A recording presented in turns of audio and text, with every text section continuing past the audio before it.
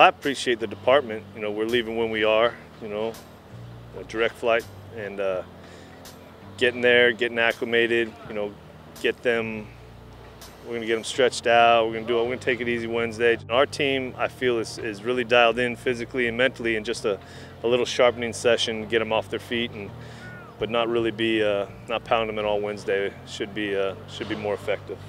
Stay hydrated and just stick with Bubba. Bubba will get us right by stretching and allowing us to just get our mindset right.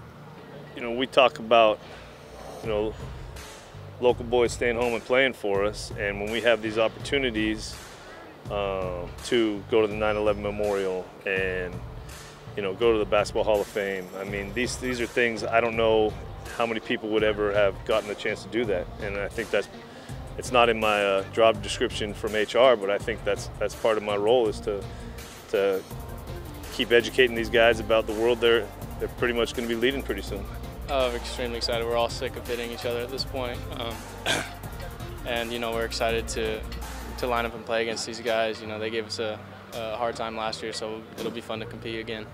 I feel they're in a good place. You know, there's always got to be ready for the unplanned for, because we don't know what exactly this DC sees in his team and what he's going to kind of bring. You know, how are they going to try to get the tight end more involved? You know, we know about Isabella and his game against us, so how are they going to try to get him the ball? That's the chess match that you'll never know until game day. They have two returners coming back on their O-line, big guys, and they're going to be great opponents to play against. They have Ford coming back at quarterback.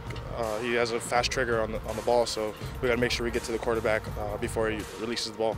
Well, I mean, we're pretty familiar with the personnel just because we played them last year, with an exception of a few guys. It'll be interesting to you know, when it comes to communication on the sideline, because, you know, they could come out and do something completely different. It just comes down to in-game adjustments, but all we can do right now is just prepare for what we think they're going to do, and then communicate once we get into game time.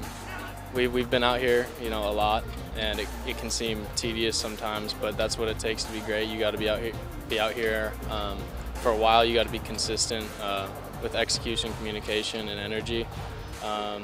And that's really what it comes down to. If I can be that figure that can bring some energy and you know, try to instill some confidence into the guys, and I think we'll be all right. I had a vision of how I wanted them to be physically.